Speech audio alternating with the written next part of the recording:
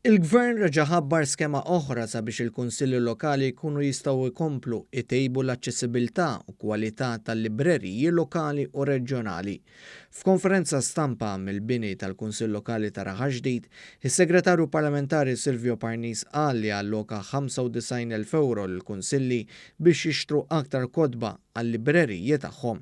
U ħabbar ukoll matul is-sena d-dieħla l-Gvern se jniedi diversi skemi oħra li bejniethom se jagħtu mal-5 miljun euro oħra. Sostna li dawn l-iskemi huma ntiżi sabiex il-Kunsilli Lokali jwettqu għadd ta' proġetti u inizjattivi ġodda fl-ibliet u l-irħula Maltin. Illum kienet skema illi kien involut ukoll il-privat fejn il-kumpanija Norwex tat flus biex tat kodba lill-kunsilli lokali fejn għandhom il-libreriji tagħhom barra minn hekk.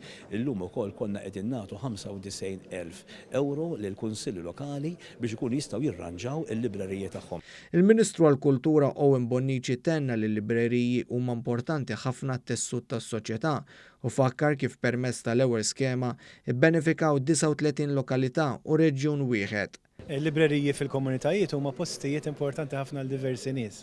Min jaf kemm hemm anzjani, tfal u żgħażagħ li jmorru jieħdu kodba mill-libreriji u aħna rridu nkomplu nsaħħu u ninvestu f'dawn il-libreriji. Kultant il-politika mhijiex dwar proġetti li jsewu il-miljuni, imma anke proġetti bħal dawn illi nsaħħu dak li huwa tajjeb sabiex inkomplu ntejbu il-kwalità tal-ħajja tar-residenti Maltin u Awċin. Fit-tmiem il-konferenza, Segretarju Parlamentari Silvio Parnis u l-Ministru Owen Bonnici qasmu kotba b'tema ambjentali lid diversi rappreżentanti tal-Kunsilli Lokali.